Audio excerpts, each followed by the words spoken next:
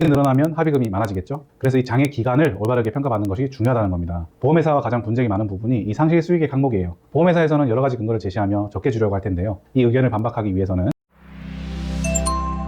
안녕하세요. 사건사고TV 김지윤입니다. 지난 영상에서 교통사고 무릎골절 합의금 항목 5가지를 알려드렸었죠. 오늘은 그보다 훨씬 더 중요하고 합의금에서 가장 큰 금액을 차지하고 있는 항목, 바로 상실 수익액에 대해서 자세히 설명드리겠습니다. 사실 앞에 설명드린 위자료 휴업선의 간병비 이런 항목들은 상해 등급이나 입원 일수만 있으면 누구나 동일하게 계산할 수 있어서 보험사랑 큰 다툼이 없이 진행됩니다. 그런데 이 상실 수익액 항목은 다릅니다. 정말 중요합니다. 왜냐면요, 이 상실 수익액이 교통사고 무릎골절 합의금에서 가장 큰 금액을 차지하기 때문인데요. 장애율이 몇 %냐, 장애기간은 몇 년이냐에 따라 합의금이 수백 수천만 원이 왔다 갔다 합니다. 하지만 많은 피해자분들께서 이 상실 수익액이 뭔지도 모르고 합의하십니다. 잘 모르시다 보니까 보험회사가 주는 대로 받는 거죠. 보험회사가 알아서 많이 산정해 주겠습니까? 당연히 아니겠죠. 그러면 보험회사는 보험금을 적게 지급하기 위해 어떻게 할까요? 바로 이 상실 수익액 항목을 적게 산정하려고 하겠죠. 어떻게? 장애를 아예 인정하지 않는다던가 인정하더라도 조금만 인정하려고 한다는 거죠. 억울하죠.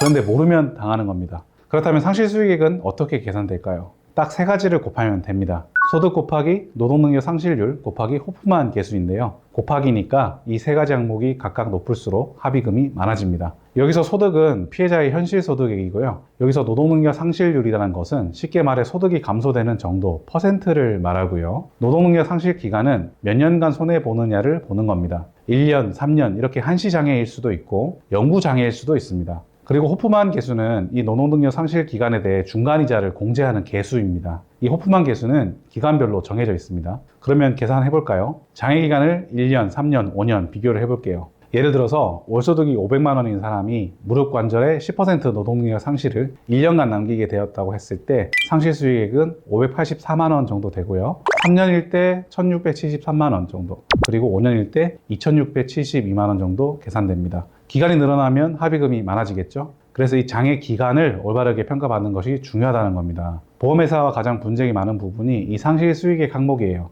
보험회사에서는 여러 가지 근거를 제시하며 적게 주려고 할 텐데요. 이 의견을 반박하기 위해서는 피해자 본인께서 내 부상 정도와 현재 몸 상태에 대해서 제대로 평가를 받아서 전문적으로 대응을 하셔야 합니다. 그런데 대부분 피해자분들 입장에서는 보험회사와는 달리 경험과 지식이 부족할 수밖에 없기 때문에 혼자서는 보험회사를 상대로 이기기가 어렵습니다. 제대로 된 합의금을 받기 어렵다는 얘기죠. 억울하지 않습니까? 그러면 어떻게 해야 되냐고요? 내 편에서 보험사와 다투어줄 전문가의 도움을 받으시면 됩니다. 제가 도와드릴 수 있으니 연락주세요. 위 전화번호나 카카오톡, 폰메일로 연락주세요. 아래 더보기 영상 설명란 보시면 링크가 있으니까 누르시기만 하면 됩니다. 그리고 카카오톡이나 네이버에서 사건사고.com 검색하셔도 나오니까요. 편하신 방법으로 문의 주세요. 다음 영상에서는 실제 사례를 통해 무릎골절 교통사고 합의금이 어떻게 산정되는지 계산을 해보겠습니다. 영상 시청해 주셔서 감사합니다.